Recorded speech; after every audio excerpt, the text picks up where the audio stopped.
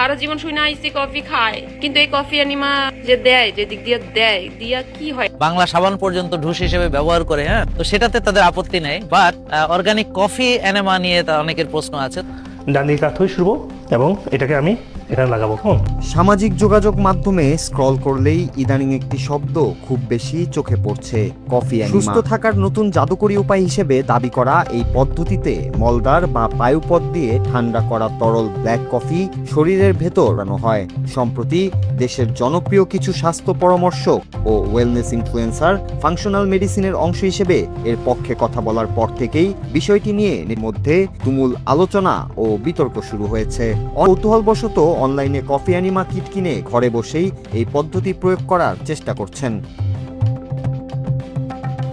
এই ট্রেন্ডের প্রবক্তাদের দাবি, coffee enema জাদুকরীভাবে শরীরকে ডিটক্স বা মুক্ত করতে পারে। তাদের মতে বায়ুপথ দিয়ে কফি প্রবেশ করালে তা সরাসরি অন্ত্র ও লিভারের গভীর থেকে জমে থাকা বর্জ্য বের করে আনে।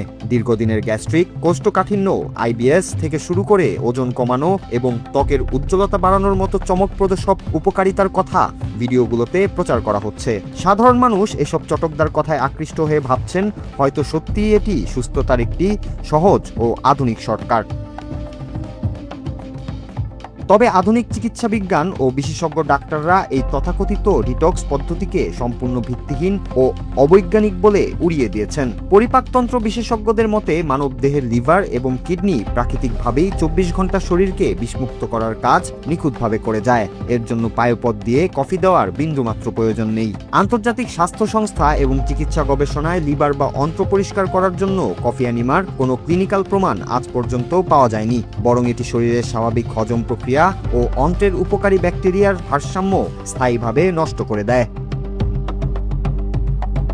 চিকিৎসকের পরামর্শ ছাড়া ঘরে বসে এই পদ্ধতি প্রয়োগ করলে স্বাস্থ্য ঝুঁকির সম্মুখীন হতে হয়। ভুলভাবে টিউব প্রবেশ করালে অন্ত্র বা কোলন ছিদ্র হয়ে অভ্যন্তরীণ হতে পারে। এছাড়া কফির তাপমাত্রা সামান্য বেশি থাকলে মলদ্বার হওয়ার আশঙ্কা থাকে।